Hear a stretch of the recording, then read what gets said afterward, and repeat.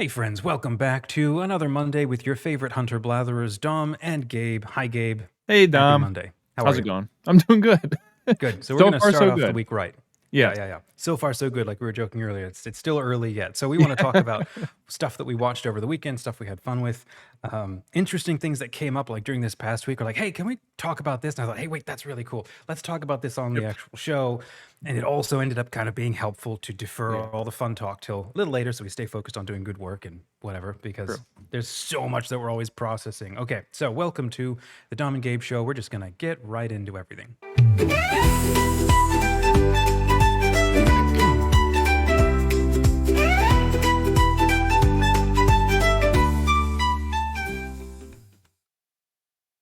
And Love welcome it. back. It's Love so it. fun.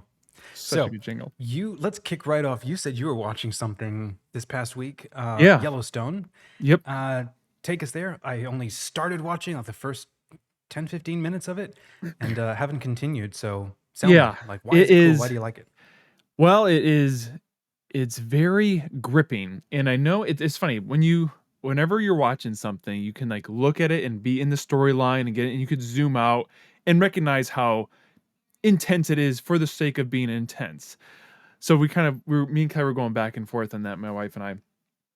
But we love it because it's such a it's all the things in our life that we don't experience. We don't experience a lot of times murder, death, millions of dollars at stake, we never experienced that.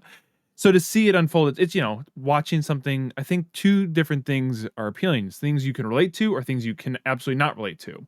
And this is something that's just so outside, Yeah. and yet there's probably still elements you can relate to. But anyways, the storyline is very intense and moving, and you get to see. I always like when the topic or the theme of evil is unpacked, or Hmm. or not doing good, because in this life and depictions of characters, even the evil guy, he's doing a good that he perceives for himself. So I'd Hmm. like to see how that plays out in different things. And Yellowstone is one that you get to see. Everybody has a perspective. Everybody has a desire. Everyone's yearning for something, and Hmm. it always just plays out based upon their, what happened as a child and in the past. So it's a very intense way to look at tragedy and how it plays out, especially through a family. The Hmm. centralized tragedy that affects each person differently and their desires and needs from their father. And so that's it definitely Wow. strikes a chord of in seeing that you start, you start wanting the good of certain characters, and then when you want the bad of another one, you're like, you then see, oh, that's just because he perceives that as a good for himself. Hmm. So Yeah. Wow. yeah, but yeah, it's definitely a more intense show than we typically watch. Hmm. Yeah, yeah, yeah. So you'd said something interesting about, and we'll just keep going. You said something cool about how maybe how Americans think or how some Americans think. Yeah, Um, so just go back to that thread because it sounded very interesting yeah. when you Well, brought it's it up the well when thread. when you first watch for Yellowstone, Yeah, it's in Montana, it's in this wide open world, the great big yeah. sky, Hmm. and especially in American culture, like the frontier culture, you just want to get out there and be in that space. Hmm. And a part of myself has always wanted, like, lots of land, have a good farm, just you just want space. But after seeing it, there was a scene where, and it doesn't really give anything away. There's a scene where it transpires that some people are saying no man should own this much land. And there's a big theme in Yellowstone of Native Americans and the, history between early settlers and, the original dwellers of this land. And it kind of sparks thoughts in your own mind. And a lot of things they say is uh themes of how much should one person have. Yeah. And so it made me think in my own life, what do I actually need and what is actually even beneficial? Like, we've talked many times of, we have chickens now, and what amount of land specifically is good to have, is moral to have, I don't know. I'm playing around with those ideas that I never had before of Hmm. what amount of land is moral to have. I don't know. Yeah. It's an interesting concept that I'm not fully chewed on yet, but it made me rethink of what I quote unquote need in this Hmm. life, or what would be very beneficial and it's shifting more towards the I just, I do want a place of my own, a place to call home that I and some animals, but it doesn't have to be expansive, which I Mhm. once thought. So, I don't know, where Yeah. do you land Well, let me keep in going that? on. Let me pull on that thread. What are Sure. you chewing on? What are some answers that are half making sense, or how are you going to sleep at night if it's bothering Yeah. you? You know. Well, there's a lot of different dilemmas. There's a dilemma of cost, which is Mm. obviously, it's Oh, that's so there's like what is reasonably real, like, because you look at, like, to how big a own sacrifice am I prepared to make yeah, to take on this responsibility? exactly. Or like what am I fighting for to, like, so to get that much land, what would I have to do that? It's not necessarily a bad thing. It's just that thought. And Hmm. another thought I have is, you know, in a Christocentric way of giving to others and being one more of generosity. What would I and you make this thing in your mind, like, if I own that, well, I could do such good with it, but could you? What is the balance? And I don't know. I'm not, there's no answer. It's just, I'm trying to think of, I pair what I want and what I believe God wants for me. And I'm hoping there's overlap, but I think that's where I'm at. I don't know where they are. I don't know what overlaps. So we've been trying to think, and it would just what's good for our family. Does it make sense to Hmm. move out somewhere far away? I don't know. Hmm.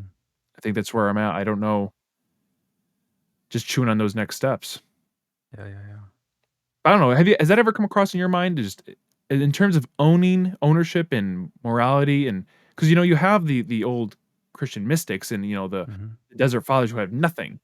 You have Right. that side, Hmm. and just to pull on a thread from And then you do before. also have like Catholic saint kings who basically Exactly. owned, well, huge tracts of land, not as much Well, as a modern, that's what was dictator, but funny. You know that yeah. painting I referenced, a Mm. couple episodes ago, the interior of a picture gallery? Looked Hmm. into it more deeply, I kind of had an awareness of this. Yeah. It's all a cardinal's, collection, his personal collection, Hmm. and so you have this history in religious themes of, Catholicism. This cardinal owned and that picture, that massive painting, there's over 200 artworks. That was a quarter of his collection. My gosh. So you Wow. show, like, we have a history even in our Hmm. faith of Hmm. owning a lot, and I don't know if Hmm. that's good or bad. I don't know. I'm just Right. stating, Right. I don't think there's owning 200 paintings. I don't think it's necessarily bad, but it's just showing that this Hmm. person in a high religious status has so much. Is that Right. good? Is that bad? I don't know. Yeah, yeah, yeah. But it This makes me think of yeah. what a lot of people like to level complaints at for example, the Vatican archives, going like, "Look at them! They're sequestering things away. They're hiding things from Yeah. from the rest of us because there's very dark secrets down there." It's like, no, honestly, it's just a lot of French accounting from the 1600s, and like, okay, there's probably some really cool stuff in there too, but Yeah. no, the Vatican from day one has always said this is part of our human history, and it Yeah. has to fall to somebody to secure and True. take care of this stuff. And there's a point at which the archives probably didn't even ask for all of the missionaries from all around the world to be making copies of everything and then sending it, mailing it all back to Rome. And Rome is like suddenly becomes like, Yeah, this everything, the packages coming in. It's like yeah. Miracle on 34th Street when all of the big packages come in at the end and Yep. dump it down. It's like, we still haven't even archive or gone through the archives, No. and we still don't even know what's in there Yeah.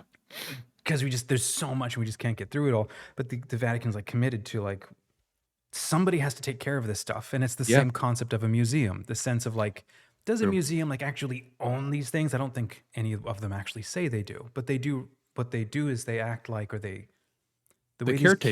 curators, Yeah. they're caretakers, Mhm. curators. It's like you are a steward of the house of Yeah. Gondor. You are not its ruler, right? Yep. So that's one thing that's going through my mind when it comes to almost like whatever you're doing. There's good caretaking. There's good caretaking for, um, the sake of the land. And so, like, owning, and that you can sort of ask, well, what does it mean to actually own? And maybe we should like Yeah. define that for a second, That's because true. Yeah. if you go with the sort of the non-Christian, take on owning, and heck, sure, a lot of Christians would be like this too. But if we go with how we're articulating, the idea of noble, good, honorable ownership of land, it would be more like the attitude of Christ washing the feet of his Yeah. apostles. That sense of, here's a tract of land that, or maybe I am prepared to offer like massive sacrifices, and I'm going to give up Mm. huge parts of my wealth to take, not just to take this land for me, but to take on the responsibility of this land. Yeah. Sometimes I look at my corgi, my dog, and I think, it's so funny how I get basically nothing from this corgi. He contributes Yeah. nothing to the family except It's not for feelings of happiness and yeah. engagement. And it's like, really, what is the dynamic going on here? I said, you are such a good that I am prepared to sacrifice a lot of money to get you, and then sacrifice a lot of my time and a Yeah. lot more money to keep you happy and healthy, mostly because you look at me with big, gorgeous puppy eyes and stuff. And then you pee on everything, and I've got to clean up stuff. And it's like, I'm taking on a sacrifice because Yeah. it's worth it, because True. this thing is a beautiful good.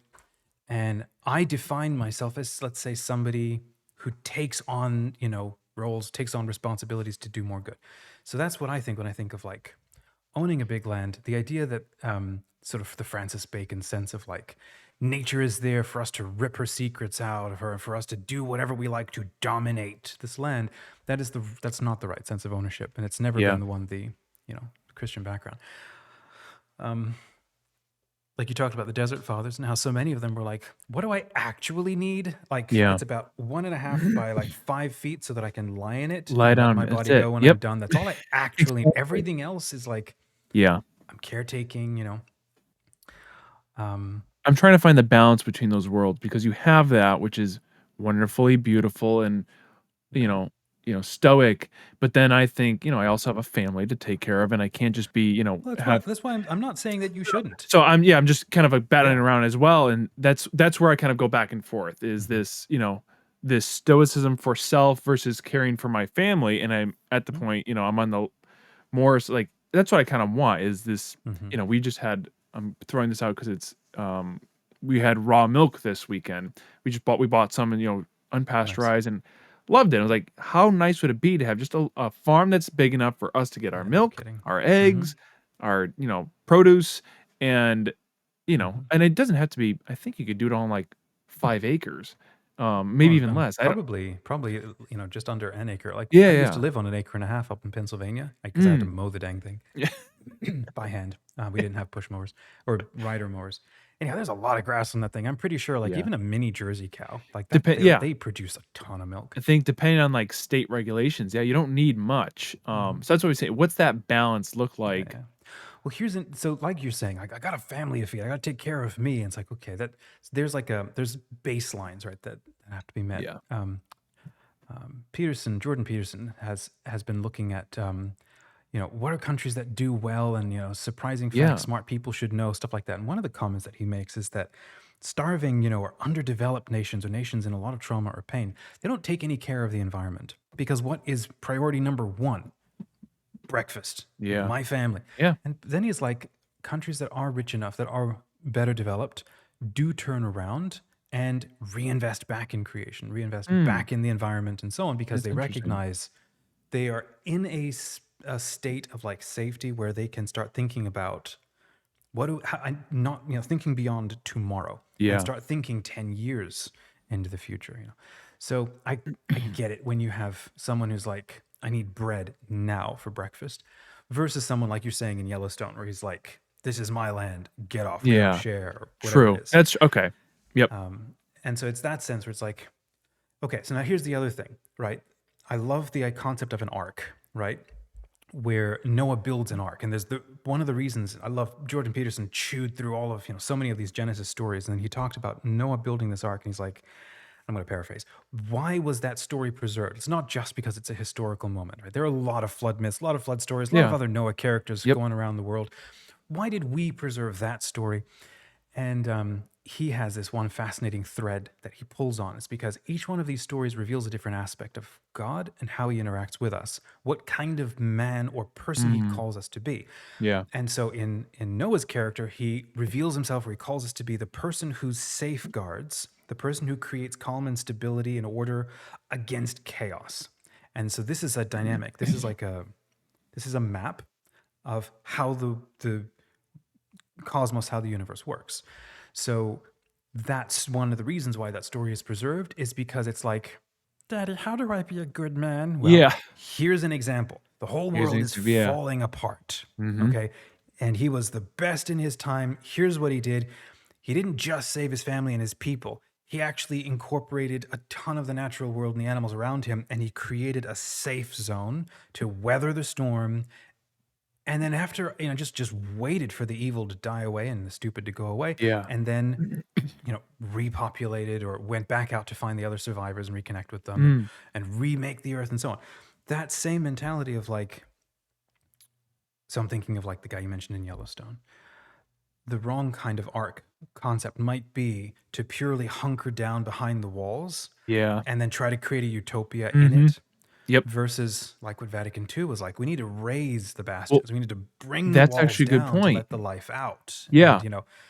create a safe space. And this is where it's like the heart of a man, or the genius, the charisma of specifically not just a man, of the masculine, what would you call it, the divine masculine, Mhm. is to create a wall and know how to let people through it, and then how to make it strong against those who are not going to Yeah. respect and honor Yep. the Well, relationship of entering in. I think there's a difference between, the idea of like the Yellowstone mentality of like, let me just make a fortress, a wall around all that I have to protect from the changes versus an arc that adapts to the changes coming. It's like Mhm. there's that difference in mentality that you're riding with life versus fighting it. Mhm. Um, but I like that idea of that balance that you mentioned before of, it does, because that is at such an extreme. That is owning Mhm. so much and pushing people away that need the land versus Mhm. just creating a life for your family that is, Mhm. you know, so there is a thank you. That helps Like kind of level the like when we go waters a back to little. the Gospels, like I've seen some commentators who are like, Jesus may have probably come from some kind of a banking family or something, because the amount of times he goes after the rich people and for misuse Yeah. of funds and inappropriate treatment of people around them and stuff, and the amount of times that he goes after them, like, you're not getting through the eye of a needle, you're not getting in, you're blah blah blah. Or like Dives and Lazarus, right? And how Dives ends up in purgatory, and he's like, well, or having to pay every last farthing, because of misappropriation of funds and not caretaking for Yeah. his immediate community, stuff like that. And the thing is, though, he's not saying that everybody should be like at an equal level of poor. What he is saying is that everybody should be stewarding the resources, stewarding what they have Yeah. for the betterment of all, because not everybody has the same charisms. Like there are some who have a genius for understanding how to steward money. It is a Mhm. Yeah. specific good that they are talented in handling, and they do phenomenal good with it. There are Yeah. others who are stewards of the earth, stewards of relationships, stewards of Yep. food, and so on. So the idea that all wealthy people are, by default bad, it's like, no, there is a No. specific calling. Yep. And that's where I'm not totally sure it's a bad idea to sort of dream about like, what's all the good I could do if I had a ton of money. Yeah.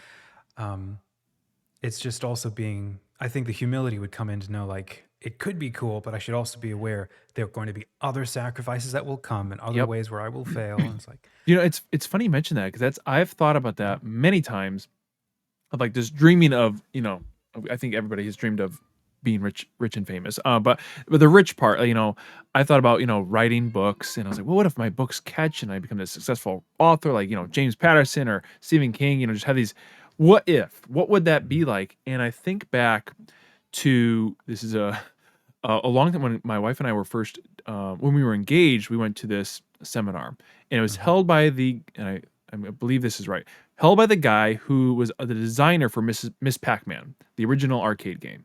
So, mhm, and immensely wealthy person. But he would use so much with this huge house. He invited people in. He had seminars for couples. He was very into he liked helping out couples, Christian couples, become strong, successful marriages. And I mhm, always thought about like, oh, like I would love to have a big house to do that. mhm. But then I kept thinking of, about wealth, and I was like, I kept kind of like, uh, you know,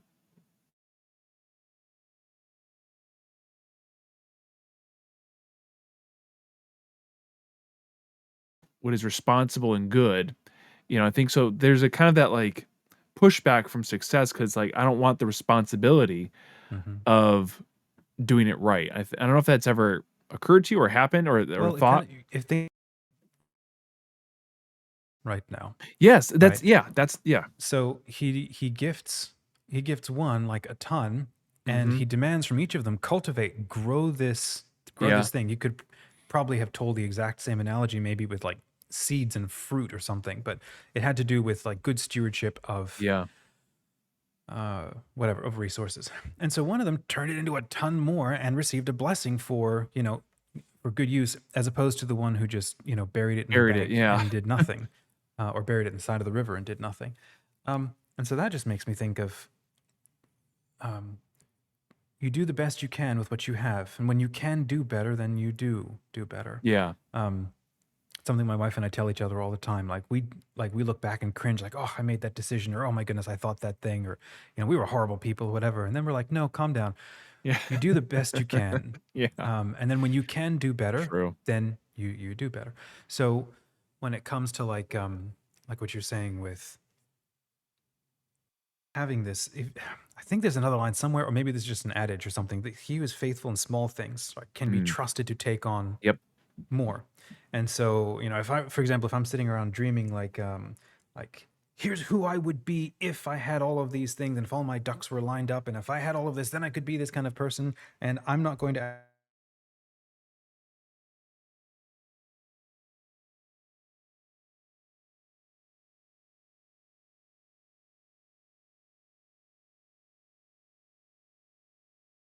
talk around manifesting can make sense, because it's like when you do um when you like stop waiting for the future and you start opening up to what can be present right now, you start being quite literally aware of opportunities that you would have Yeah. not seen Yep. before because you weren't looking Very for them. true. Very And true. so, yeah, if you like, if the best you can manage right now, it's kind of, I feel like leveling up is a really good thing, because right now we have a Mhm. ton of people, um, and like leveling up is like a law of the universe, right? Um, there are a ton of people who have a lot of money, and look how absolutely poorly they use it, and it's very very sad. And that's why we get mad at a lot of them. Yeah. But there are also some people who like luck into it, and who are able to have done like phenomenal things with it. And then there are also other situations where you train up, you learn to steward at every level of the game, and you build up not just the capacity to make money, but the capacity to be a good human, which, you know, well, stops you from buying 50 yachts and stuff. So, Yeah. yeah. Well, it's I like that this is the thread that it kind of dipped into where I was thinking this weekend is, Mm, uh, working on self versus being selfish. And I say it because of, you're thinking about what can I do, um, to work on myself and be better. And at what mhm, point do you just stop thinking about yourself? And I was talking to my brother, and I was talking to my wife this weekend, and me and you have had many discussions. I've had many discussions with her of, like, working on self. And I'm constantly trying to think, how could I be a better father? How could I be a better husband? And which are good. Those are all good endeavors. And you kind of work over, stress and anxiety and depression, all these topics, they're all yourself, right? You're working on mhm, yourself. mhm. And I had this one, we were just in the kitchen, and I don't know why, thanks be to God, I guess.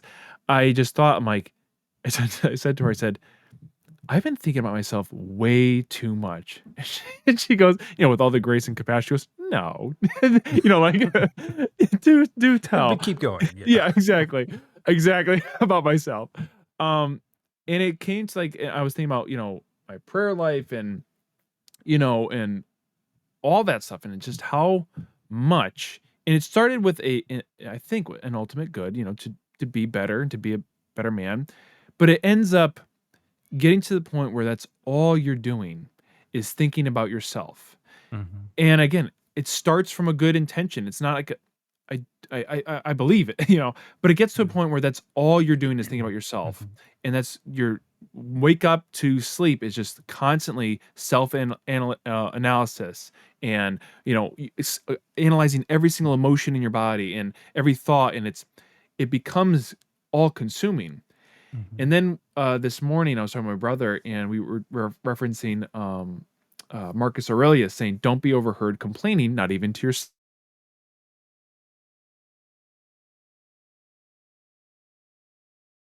And just complaining internally about different Mhm, things, even like my level of fatherhood, like how good of a father I am, what level am I at, how good of a mhm, Christian, how good of a Catholic, how good of a husband.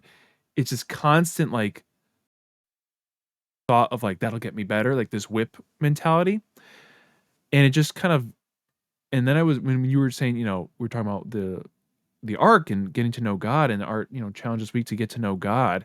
Like, gosh, how much of my endeavors have been spent trying to get to know myself Mhm. versus know God. And Mhm. then there's another thing, seek first the kingdom of heaven. It's like these big pillars of themes of, yes, it's good to work on self, Mhm. but at a certain point, we are to look up Mhm. to our creator and be like, who are you? I Mhm. think because then I think this is my working theory as of this morning. When we get to know God, we get to know ourselves even more in that endeavor. So that's where I'm currently like, okay, let's put a bookmark on all that we've Mhm. worked on for self. Still, Mhm. still be aware, Mhm. but let's start looking up. Let's start looking to scripture. Let's start seeking the one who made us. Um, so that's where that's a theme that I've been thinking about a lot. And then this morning, kind of like, oh, Yeah. well, and then yesterday Yeah. too. So keep going. Like say more, because I know this week, with our day jobs as of this week, we have a challenge, 7-day challenge on what is Yeah, it? Be a man who who knows knows God. God? Mm-hmm. Yeah. So and actually, this is something we should probably include in these challenges. Is like a little line, which is like, pay attention to an idea that lands out of nowhere Yeah, and that you can't let go, because it could be something that in this little novena period you opened yourself up to receive, right? I yeah. think, I don't know, I might have one and I don't know where it goes. So we'll talk about that. But it sounds like you might have found one.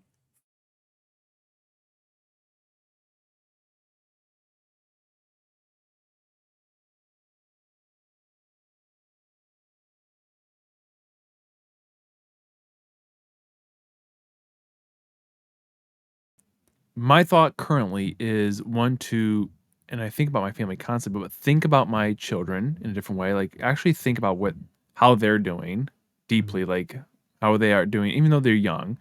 Two, spending time asking God different questions other than like, God, what's wrong with me? What can I do right? And like stop being, but saying, God, who are you? How can I see you in a different way this week? Mhm. Three, reading scripture, doing a daily reading. Mhm. And then the fourth one, which I've always had this desire, but I'm trying to figure out how I could do now, is doing the works of God, Mhm. the corporal works, right? Yep. Yeah. Um, and think to myself, how have I given of my time or resources to others?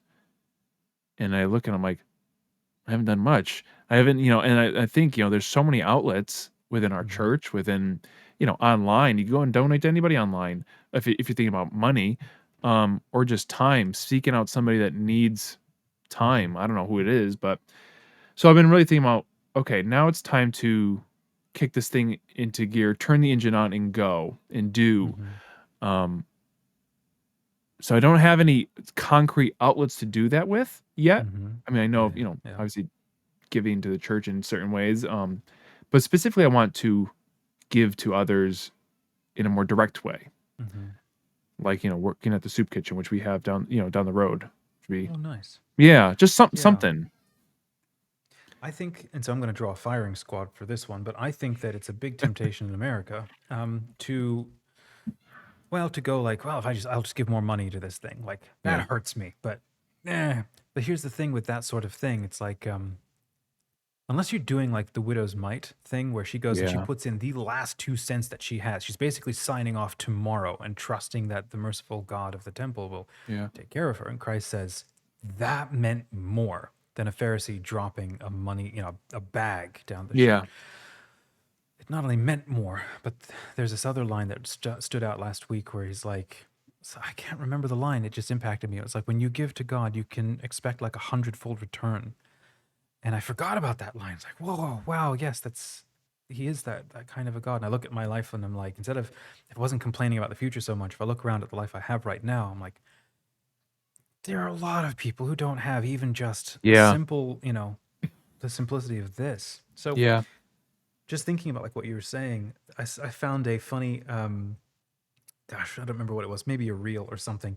And it was like, when you go and you sit down in a restaurant, um, and you order your food, here's what you don't do. It's like everybody knows this. What you don't do is you don't order your food and then just keep calling the waiter like every 30 seconds. Hey, where is it? Hey, you know, yeah, okay. Hey, and you don't, you know She knows what's going on. Request has been received, or it could be a he. They are working on it, and Mhm. in the right time, it will be brought to It'll you. be That's what it'll she come, said. yeah. Yeah, and so that was being used in the sense of like when you ask a prayer, or when you offer you offer something up and you ask for guidance, you ask for prayer. Christ is very clear about this. He's like, ask with the expectation that it is done, Mm. and then Yeah. it will be. And I'm like, I don't know what to do with that. Like, God, I want a pony. Yeah. It It's just didn't and happen. expect it. Did I not expect it hard enough? Like I was Yeah. crushed on Christmas when it didn't show up. It's like, no. So we're talking about adult discerning. You don't Yeah. ask for ponies maybe as an adult unless you got a pony farm. So um, the thing that's coming to mind, like you were saying, like how do I not focus on me? Um,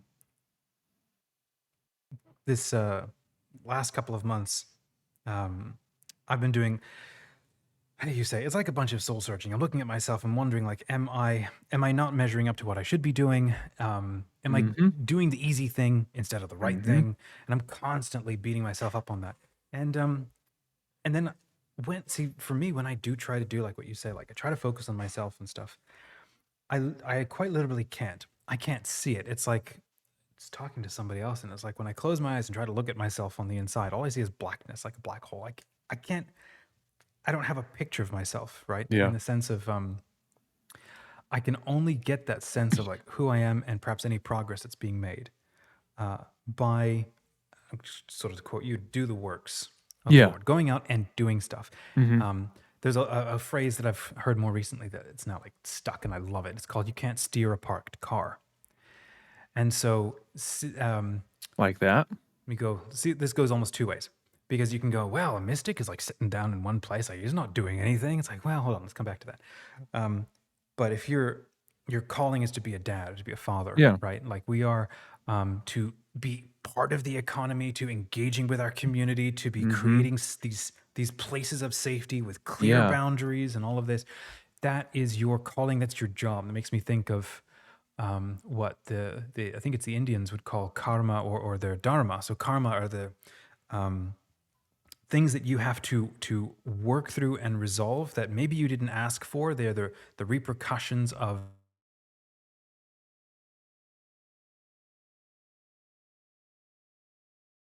and it's like Yeah. doesn't matter. Everybody does. How do you How do deal you with it play? is Yeah. your how do you play the game. So then your dharma, if I understand this right, is the things that you are called to do, the noble things that you're called to do. And it's like when you did appropriate good thing to do that contributes to human thriving, that uh, that also I think doesn't negate the fact that I am a part of this process. Like Mm. this is something maybe as like very well-meaning dads, Yeah. can think of ourselves like, well, I've got to follow Christ, carry my cross, and that means I basically have to kind of kill myself for the sake of everybody else. Yeah. And I don't actually matter, and I don't mean anything. Yeah, And yeah. a couple of years back, somebody said, I don't know who it was, said like for men, your life is worth more than your sacrifice, because we like to think that my Golgotha moment, like my Calvary, my death, like that's my contribution to being alive as a man. And Yeah. I'm like, Yep. it's like, no, that's not true. Maybe it is for some men, that might be the calling of their life, but for a Mm. lot of the rest of us, like we've all taken that same story of like, I can only be a warrior That's somehow, it. and if I Yeah. can't do that, Mhm. then I have a frustrated life calling. And it's like, no, there's actually like four other sort of characteristics of being a man. There's the warrior, there's the priest, there's the king, and there's the lover. And the ideal sort of man is able to be all four of those. And Yeah. again, priest doesn't necessarily mean like a religious figure, and a Mhm. king doesn't necessarily mean like an autocrat or something. Yep. These are archetypal roles. We could talk about that someday. So learning to be a fully rounded man. So, Yeah. but you can't do that by, now in our case, it's like normally, you don't do that by just merely sitting down and doing nothing. You actually have to go out and do things. You have to do the safe making thing. You have to do the interconnecting thing, talking,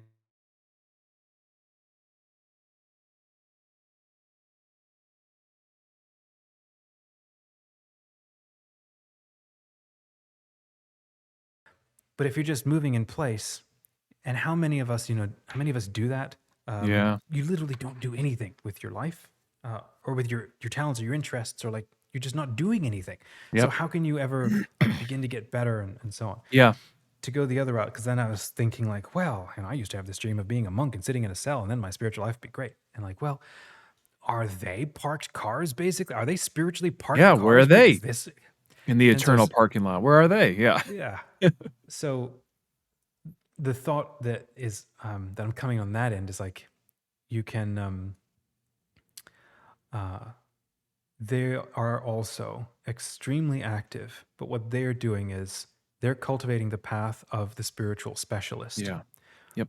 We're not. Maybe we don't have that charism. I mean, Mhm. if you're married and with a family, you didn't have the calling to become a spiritual Yeah. specialist, somebody who puts a lot of attention on their inner self, but they're doing it within the context. I mean, this is the ideal situation. They're doing that, like you saying, like I do this too. We get really scrupulous Mhm. because we're probably trying to do this alone, as opposed to a community of spiritual Oh, yeah. specialists who go, let's do this together. Mhm. Let's do this in a specific way, especially in a way that has produced plenty of saints in the past. So we know it works. And Yeah. let's train ourselves to become really good at doing this. And at the same time, let's do a whole lot of work and a lot of Yeah. activity and interconnection. So it's all still happening anyway. Mhm. Even with like you mentioned, the mystics and the desert fathers and stuff. Like they didn't literally sit in a cave, Yeah. for 10 years straight. They would have a little area around them. They would Yep. have to grow their own food, unless a raven Take brought care them of it. bread, Yeah. which was pretty rare. Yeah. Um, But they pretty still sweet. had to like do stuff, but I don't know. Yeah. That makes me think of, like, what is it's these big questions. What is the perfect ecosystem of life? When I say that, I mean, like, what are we meant to be? What kind of framework are we supposed to be living in? I think of, like, I think it's Native Americans living in longhouses and, all together, this, multi-generational units all together, this Mm, community aspect. And then you think of desert fathers and being isolated, and you think of living in the city. You think of living in all these different types of mhm, ways of living. And maybe they're not just one, but the what did God intend for us to enjoy this life in? Like, what ecosystem did he intend? I don't know if mhm. that's even answerable or if there's one answer, but I always Yeah, that think of, used to like, bug me a ton. yeah, because I'm like, especially like a community aspect. That's something Mhm, that has gone up and down in our lives. I'm sure many others is, uh, I think of, like, a maybe it's a bygone era, or maybe it's some people have it. I don't know. I don't, but mm, like this close knit community where you walk across to your neighbor and, like, hey, here's some milk. Here's the old mhm. adage of, can I borrow a cup of sugar? Yeah. Um, I don't know. I crave that. So I wonder, is that a craving because that's an ideal ecosystem, or is that just something I want because I'm Gabe and that's how I think? Or I don't know. Have you ever thought about, what is, like, Oh yeah, a lot. you know? Yeah. I don't know if there's like an answer for all of humanity. Yeah, Like some people want to live in Hobbiton, some want to live in Rohan, and some want to live in Gondor.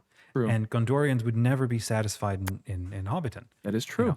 So, but I do think that there is a if we were thinking about like what is the optimal health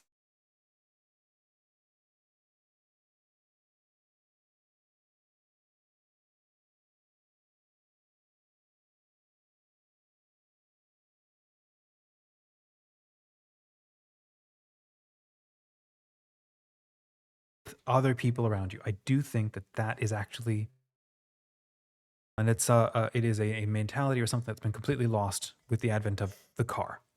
Two is I do think it's also really important for a larger portion of the human community to be quite literally out growing outside, doing things either, gardening or working in farms or I mean it's just generally helpful, healthful for people. No, not everybody. There's always like a Yeah, quadrant of us who are sure. like thrive indoors and like, are introverts and you don't need to be outside or Yeah, okay, introverts love outside too. Or out, the ancient art of forestry, right? yeah, Caretaking for forests and there's so much.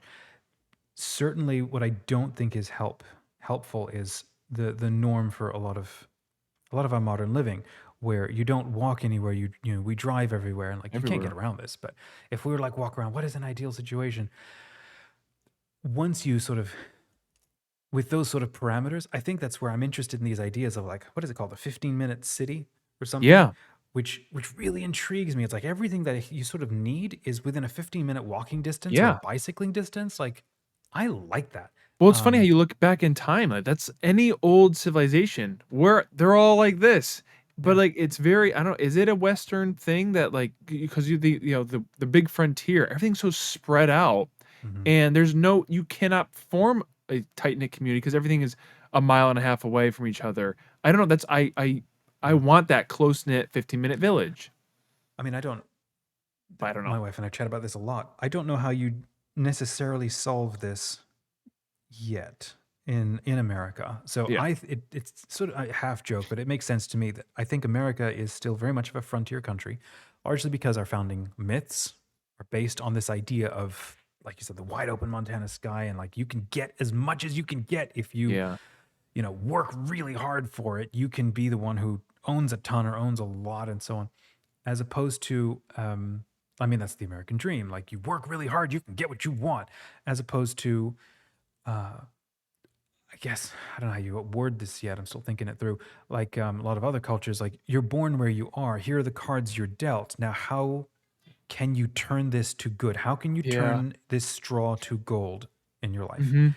And for some, it's like nearly impossible. And so we do have to rely on each other a lot.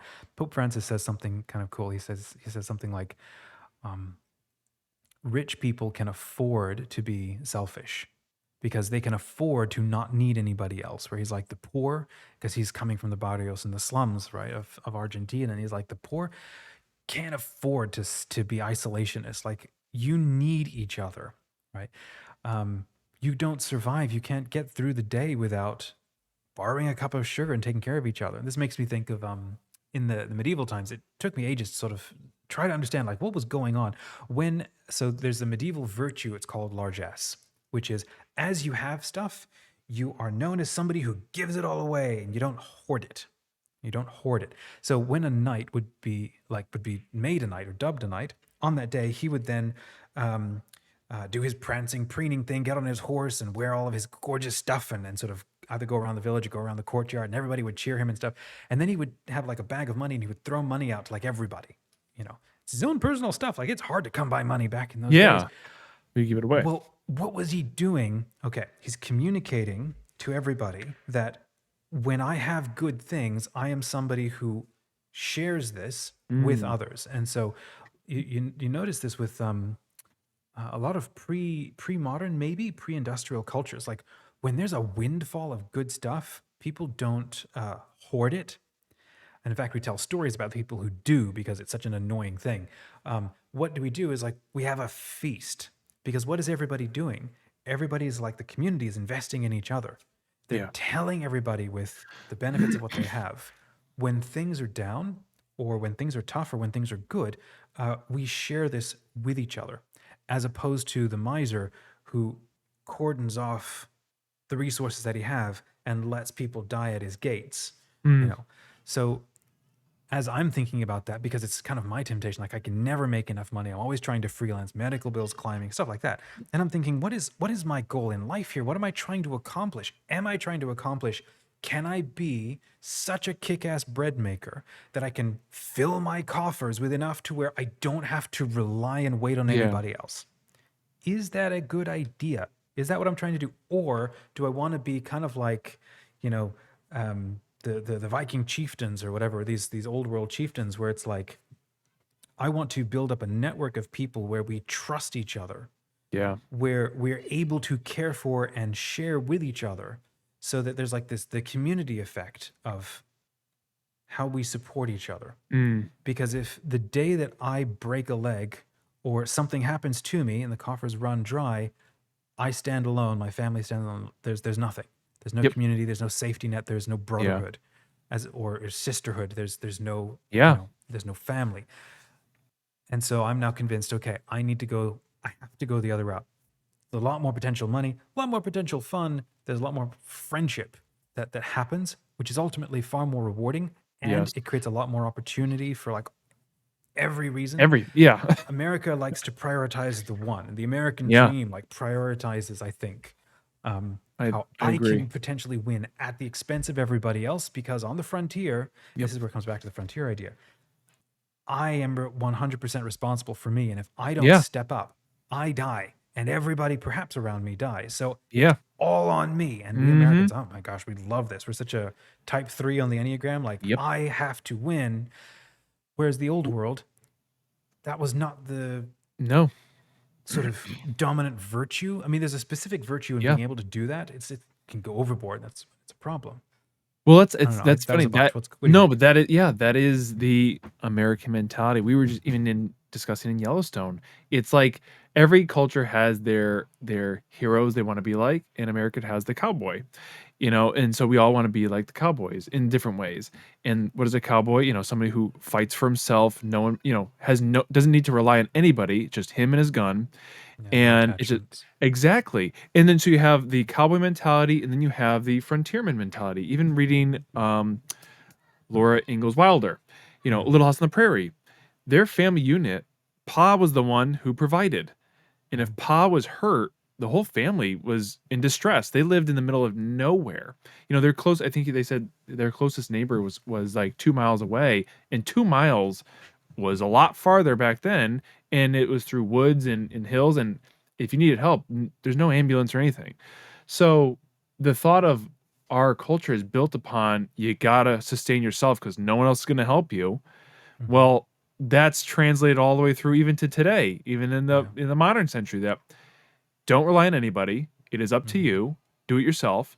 And it's so funny. Me and Kai were watching this I think this girl on Instagram. It came up on a reel, and she's from, I do not know where. She's from some a country in Africa, and mhm. she said she was like talking about American culture, and she's like I think I asking like, know this person. yeah, But I bet anyhow, you do. keep going. She's pretty I do not know her name, and I've only seen her once, but I think she's got a Okay. big following. And she's saying that what happened? She's like, no one knows their neighbors, and no one Yeah. talks to each other. He goes, what if you ran out of milk? What do you do? What if you lost a job? And to her, it was like baffling that it's Mhm, all up to you. What? No one takes care of each other, and it's mhm, so interesting to see somebody who's in a mhm, modern, same age as us, in a totally different mentality from another side of the world that you don't take care of each other, and it's just like so foreign. mhm. And how it's interesting because we obviously we live where we live and we think around the culture we've been brought up in. I know you have a different perspective. You could because you're from all over, but yeah, it's interesting. I always wrestle with what is my mentality and what am I working on and what have I been raised into, this kind of Mhm. mentality of wants and desires and needs and Yeah. Yeah. etc. Again, it's like you're born with a deck of cards. Like, we may, Yeah. in the second half of life, realize I don't agree with any of the sort of culture that I was born with, and it's Yeah. like, and then you get two different temptations. Maybe one is maybe to, I don't know. It's like sometimes you can't do anything, but spending time trying to really think it through, and Hmm. then maybe at the very least have conversations Yeah. with cool people or just Yep. with others, and just to, because then what happens is when there's an opportunity for something good to happen, then maybe there's a chance to act together, or Yes. maybe it's like your children can make a decision to act in a Hmm. different way, um, because not everybody can get out of a situation. So Yep. maybe, so that's one, uh, that's so far the kind of thing I want to do, is like, otherwise it's like revolution in the streets and like the purge. It's Yeah. like, nope, that's not the answer either. I know. Then the other option is like what some communities have done, is you go and you try to create like an intentional community, and like 10 families live together and like 20 whatever. Yep. I have not. I'm suspicious of those, even Uh-huh. though I love the idea. But here's the Yep. thing: like with something like Hobbiton, there comes a point, or any of these like small sort of villages, there comes a point where it's filled with people you did not choose to be with, and Yeah. that's the. I think that's the, not the delusion of choice, but the danger of, we're all friends and we're all believing in this sort of thing. Let's all go Yeah. build this thing. Well, there's, I think, a reason why there's a lot of storytelling around how these kinds of intentional communities, not real reporting, devolve into cults. Yeah. Because what very quickly sort of happens is people are like, okay, we're all agreed this is the right way to be. No deviance. no Yep. deviation from this. Uh-huh. And then over time, the noose just gets tighter and tighter. There's more and more laws, more and more strictures, because, and I think we can safely say there is an intention to live the most righteous and the best way sort Yep. of possible. And you end up executing and sacrificing and killing and eliminating or asking people to leave who don't fit. And then these things just these what start as like a beautiful dream as a utopia collapses. Why? Because we're dealing with human beings. Yeah. As That's opposed to interesting. something like an average like sort of village situation or an average like parish community situation where you have no choice in who's there. You've got Yeah. everybody, half of Yeah. whom you can't stand, I know. half of whom will never talk to you. Yeah. How do you respond to Yeah. that? That How do you seems to work. negotiate those relationships? And that Mhm. is the only kind of community that I would begin to actually trust, Yeah. is where you're not all the same person trying to create That's a good. utopia. That's true. It's you've got a variety of different competing interests and Yeah. personality types and ways of communicating. Mhm. So ultimately, I think in the past, the idea of a utopia or a utopian community where we're all connected, we're all in not in lockstep, but we're all bound to the same sort of social living and stuff like Yeah. that. It's that is an idea from human living that may never be able to work again. And I say this partly because there's a line of thought from Rudolf Steiner called spiritual evolution. And the idea is that our humanity is our spirit, how we are as humans is continuing to evolve. And so 3,000 years ago, the idea of a human as an individual, the way that we think about ourselves today, that was not as clear to the average human family. There were individuals, who were like that part of like their spiritual being, their soul was like starting to come online, starting to come into focus, like, oh, Mhm. I am me, right? And Yeah. they would start to have very clear messages and they would become gurus and lords and kings and whatever. The rest of most of us functioned exactly like we see it in all of the stories. It's kind of a Mhm. group think. I am a group. My identity or whatever I am serves the group, serves when the king dies, 10 of us dive into the grave with him. I have no identity apart from my tribe, apart from my family. Like that message doesn't hold with us today anymore. And it's not No. just because, oh, we got smarter. It's like, no, the ability for you to get smarter happened because humanity is continuing to evolve. And our sense of individuation, specifically because Christ incarnated, Mm. brought a next step in Yeah. of the idea of you are an individual called to enter into relationship freely, not just because everybody tells you to. So Yeah. when you have like dictatorships like today and cult-minded thinking and over group reliance and stuff like this, or a community idea where basically nobody needs to think because we're all living the same way together, that's an old idea of humanity, and ours is not a world where this is possible. Mhm. Now I think that if you travel to like heartland India, heartland Yeah. China, and you find these tiny little villages, and from the outside, like I keep seeing all these reels of people who like, go to, Yeah. Ireland, or they go to somewhere deep in Europe and they make sourdough bread and they wear flower print dresses and it's just raising goats and it's also beautiful and stuff. It's like, this is still the American dream, but now you just put it back in Europe, as Yeah. opposed to an actual village life Yeah. where it's like messy and not everybody gets Mhm. along. And Yep. well, okay, where am I going with all of this? What is the ideal situation for a human person? Because of where we are today, I think the things that I've said are true, but I think it's also even more important. This goes back to what you're talking about. Mhm. How do I focus on me, be self aware, not selfish? Yeah.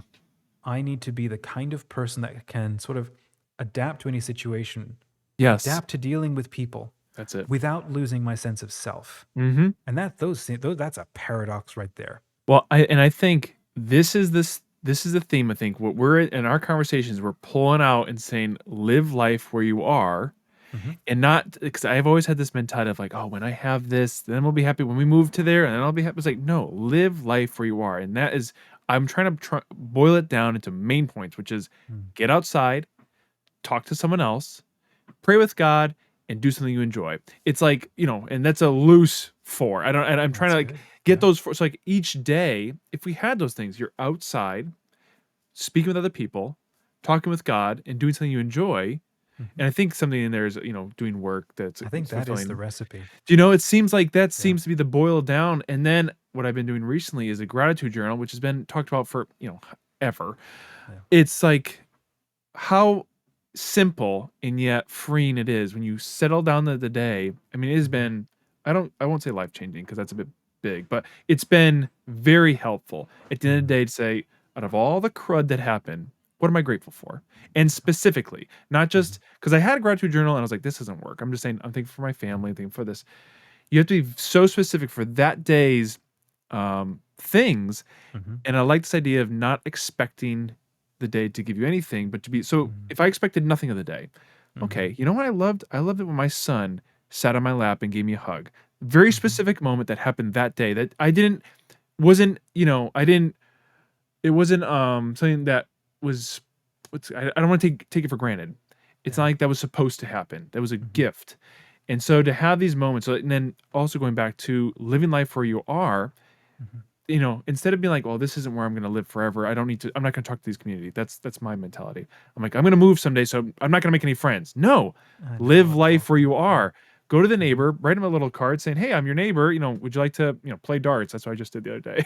Yeah. Oh, that's cool. Just we have to live where we are, and I want to pull out of this. Years ago, it was midwinter in Pennsylvania, and I'm from a family of 8 kids. One of the bedrooms was the office, and sometimes it was the basement. And at one point, my parents were like, "We got to put this house on the market," so they rented another house, and that's where the office was. And my brother and I, we got to actually stay at this other house that was closer in town.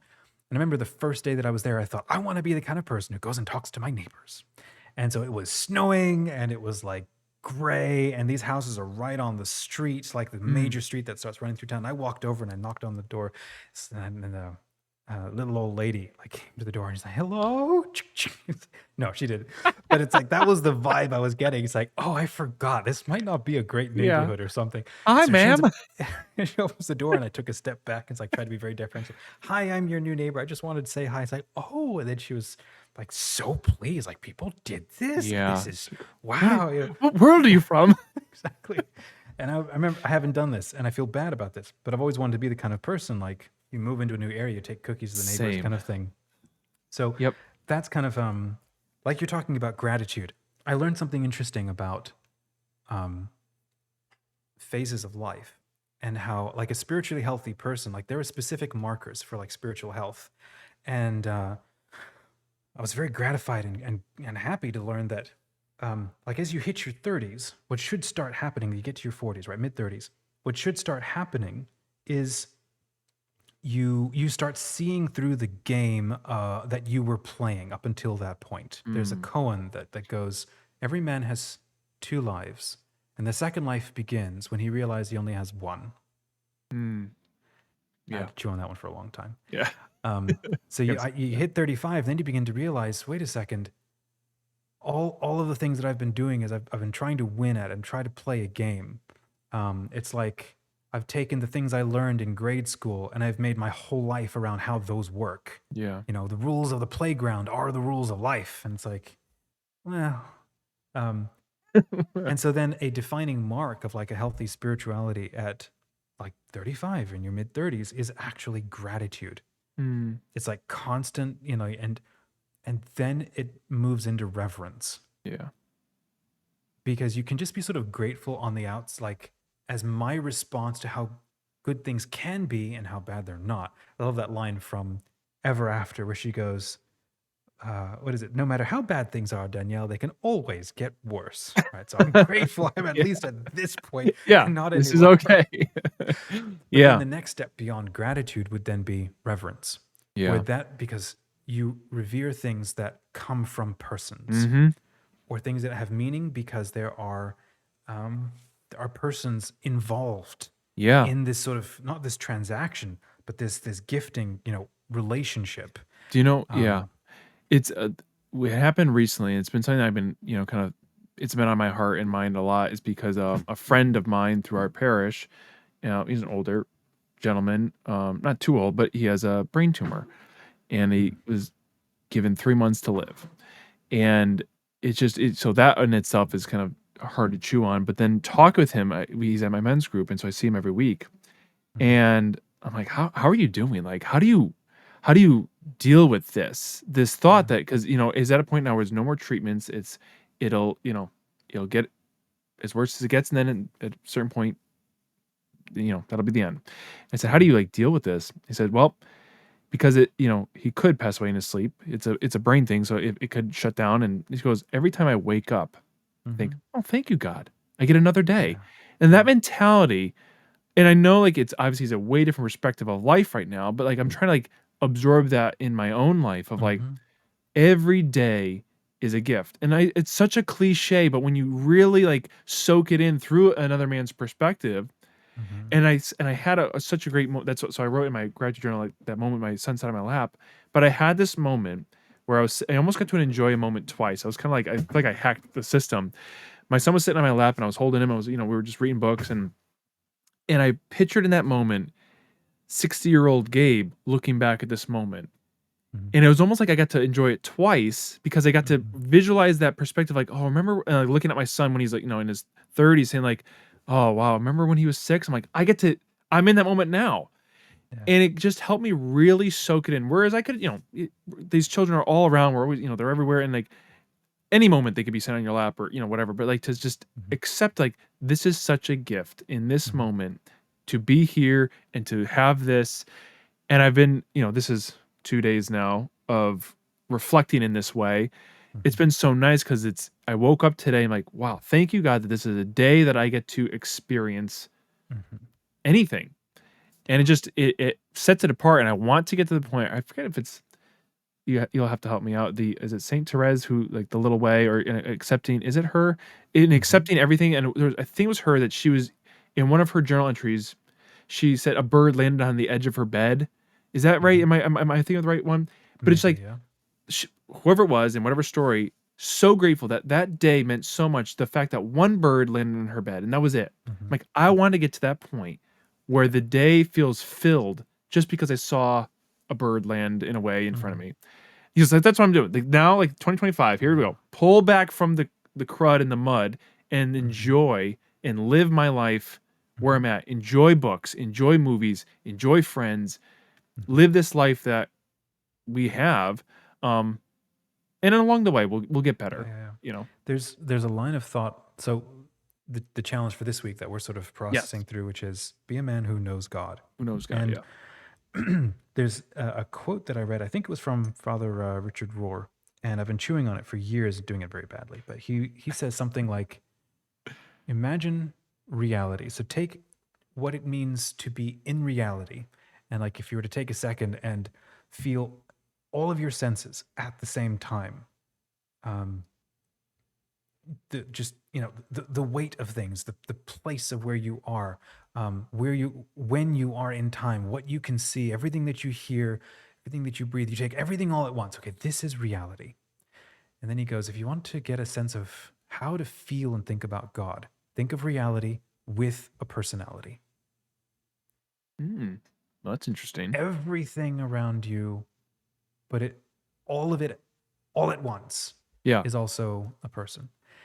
Now, I know some people are immediately going to go, "Oh, that's pantheism." It's like, Yeah. no, that's not what I What are you mean. doing? It's more like panentheism, so God in everything, but In is everything. not everything. Hmm. Everything takes its source from Him.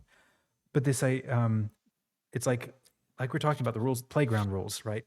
First half of life, it's like just sort of learning the um, concepts. You just have to learn the concepts. But then Mm, as you become an adult, you kind of like realize, oh, I turned those concepts into idols. I need to take those off my mental altar and actually understand what I'm talking about. And so we get these yeah. pictures of like God as an old man. It's like, well, this is why all the atheists want to write off the idea.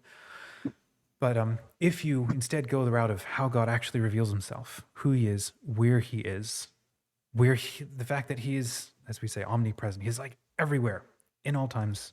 Um, you have a different relationship to everything, which is why the mark of gratitude is a mark of a healthy spiritual person, or not just healthy spiritual, healthy mature person.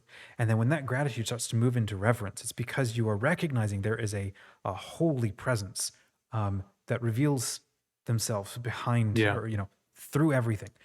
Um, so I thought, like last night I was watching um, a live stream of the mass. It was this little beautiful little church somewhere in, I don't know, it was England or Wales or something, and the priest had an actual accent, and I liked that partly because he was sort of Irish, but it actually forced me to hear the words a little bit more because he sounded different, Yeah, you're and I thought focused more that intently, yeah. it ended up being like a little bit more helpful, and it was a beautiful little church, and then at one point they were praying. I think it was one of the prayers of the mass, and it was the ordinary form, so everything you could pray along, and I loved that. Mhm. And at one point, he used the word salvation, like he came down for our salvation. And for half of my mind, for a split second, was fixated on that and realizing, wait a second, what if this word doesn't mean anything like I have thought it meant up until this point, basically? Mm. Because the word salvation comes from like the old world. I think in Latin, it's like salve or salvus or something. I couldn't get out of my mind the word salve because that's a word that we use. Like if you have like a pain or a blister or something is broken, you put a salve on it. You put an Yeah. ointment to heal it. To salve is to wash, to bathe. And so the thought that I couldn't let go of for the rest of the mass was like, um, again, Christ washing the feet of the apostles, healing, constantly healing. Exorcism is a form of healing. Feeding is a form of healing. All of these things, what do they do? Is they bring you Yeah. back into not just alignment. You're like a fragmented thing, and you need to be brought back into a sense of wholeness. Because if you're like fragmented and you're not whole, how can God or how can you be a temple of the Holy Spirit? Yeah. How can like that land in you if you're just like your fingers are all wide open and stuff? So that's ancillary. The idea of, so I had grown up like, this is the way salvation as a word is used constantly, which is the defining moment when I am in Yeah. and when I have made it. And Mhm. once I'm on the other side of that line, ain't never going to be taken Yep. away from me. And Something that's like that. this. As opposed to the Catholic sense, which is no, it's an ongoing process. I remember Tim Staples once half joking in a talk where someone asked him, "Hey, brother, are you saved?" And he's like, "I've been saved, I'm being saved, and I hope to be saved." Um, and again, I was approaching it as, because I used to be a rad trad, that sense Yeah. of like salvation is like it's the defining thing. And for like old, Catholic take on this would be, you're not saved until you die and you're locked in. And so you better orient Ah, your oh your boy, life right yeah. because you're locked in at that moment. And then Protestants are like, that doesn't make any sense. This is not Yeah. how God works. I Yeah. am saved when I accept. And at that And that's moment, that. Oh, you're muted, I think. oh, sorry. And There then you go. at that moment, I am Yeah. locked in. And then I was listening to last night and realizing, wait, all of the mystics, and as I try to get more into the actual Catholic take on this thing, and not just what Yeah. everybody says is the Catholic take on this thing, salvation is an ongoing process Mhm. of healing. And then that's why that word is used, Mm. because it is, again, going back to the word salve. Yeah. It's an ointment, it's a healing. So when we say he came down for our salvation, it's like, oh, it's an ongoing process of healing until we are whole enough to fully mediate Yeah. and sort of like catch him. I think it's kind of funny. I was thinking as we were receiving communion, I was trying to think like, what does this mean? Why are we even doing this? And I'm doing a spiritual communion with everybody, Yeah. and I'm just Yep. thinking, he has now landed like a bird has landed in a nest in all of these people, and then after about 5 minutes, perhaps that fades once the species of bread disappears. And I was just thinking, like, why do we even do this like over and over and over and over again? And like, I don't get it for 10 years and I'm still a jackass for 10 years and not making any spiritual progress. Like, well, that's because I'm judging it on my time scale, not on his and his Yeah. mercy and whatever. And then just realizing it needs to happen over and over and over again until we like start to align or until we start to heal or until all the parts come back together. And again, we talked about, you're born with a deck of cards you didn't ask for. The Mhm. job of your life is like, it's like kind of being like a little bit like being born a zombie, but where you're not actually dead, you're alive and you've just been wounded. You're born in a war zone. And so you bind yourself up and you heal yourself, and then friends and family and parents and caretakers inflict more wounds because they're not paying attention or it's intentional. And so you can't fire back with the same weapons they used on you because that's Mm. not healing or helpful for you or for Yeah. them. And so learning to navigate living in like this war zone. That's why Pope Francis calls the church, it's supposed to be a field hospital, not a museum for Yeah. holy stuff. It's Mhm. a field hospital. You walk in, everybody's crying, and there's blood everywhere, and it's like, stat medic, Yeah. you know. But Um, how beautiful of an, illustration when you're talking about salvation that way. I've wrestled with this forever because, I've been a Christian in some manner, my whole life, but the topic of salvation, of what gets us into heaven, and it has been at times, a scary journey of, walking a tight wire, narrow is the way to, and narrow is the gate, and it's like, "Okay, like, am I gonna get it to heaven? Like, how good do I have to be?" And I've wrestled, I've been on the side where once saved, always saved, and I had a time where I didn't really think about it. Then I had a time where, that's not the case, and it's like, "Okay, so then how good do I have to be to get in?" And then got into when newly Catholic of like, "Oh, what? There's no assurance?" I was very confused. It just kinda went all over the place of this, mhm, but it's like, that makes no sense. I feel like, especially as believers, we should have a thing in this life that gives us peace and hope, mhm, and not walk through life like am on eggshells. And yeah, so to talk about salvation this way, this ongoing process, this love, this offering of love to us, mhm, it's like that's that makes so much more sense, because why would Christ come down to earth only for us to then forevermore feel like, am I doing the right thing, and being living on edge? Like, why would God give his only son for the effect to be just walking on eggshells? That doesn't mhm, make any sense. And yeah. so to That's have this thought of yeah, this love offering, that now, no, now you've been given this gift. Walk freely. You are mhm, being washed clean, and stay with me. Don't leave. mhm, But I think that's so much more powerful, and like that is the good news, where I feel like so mhm, often, at least in the yeah. circles I was brought up in, is the good news was be afraid. It's like Yeah. that. It's like you take the metaphor of riding a bike, like your dad is teaching you to ride a bike. Like the point is you actually have to learn how to ride a bike. Like, Yeah. that's a thing. Or even walking, it's like if a baby were to be conscious and being like, why are they putting me, this horrible enduring torture of having to use my legs? Like I Yanking can me up. crawl just fine. It's like, no, you're Yeah. not living out the fullness of your Yep. capacity as a human until you learn to walk, maybe until Mhm. you learn to ride a bike. And so for the parent to be like, okay, I'm going to buy you, you scuffed your knees, you broke a toenail or something because you're trying too hard or not well enough. Like, you don't give up. I'm going to heal you. That's going to be your salvation. I am salvationing you right now. I'm going to heal Yeah. you up so that you can get back up, try again, and keep going. Because as a baby crawling on all fours, you think you've got it pretty good and you found where all the Oh, raisins yeah. land on the ground and stuff under the counters. And it's like, that's not the fullness of human life, Yeah. is crawling and stuffing, dust The mites real in your feast mouth. is on the table, but you have to stand up. But you have to stand up. But I can't tell you that you have to get up there and learn to want to. And Yeah. sometimes, and this is what the mystics would end up. Sometimes I'm going to pick you up and I'm going to show you. I'm going to feed you Yep. See what you can from my get. hand, from my Yeah. mouth. I'm going to give you these things.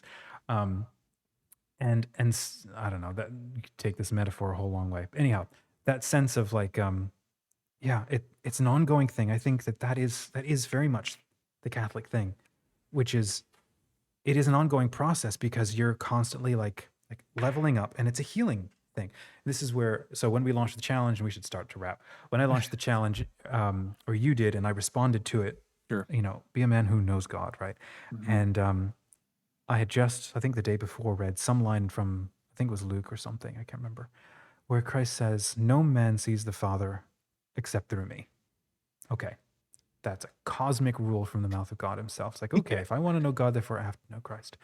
And then he says, all the Father judges no one. It's like, man, we are manic about God being an ultimate judge and arbiter and like brutal, like Yep. you said, walking on eggshells and Yeah. stuff. And he's like, sounds like he's a traumatizing, you know, monster figure. And that's why a lot of people like walk away because, and then Christ is adamant. He's like, no, the Father judges no one. All judgment has been given to the Son.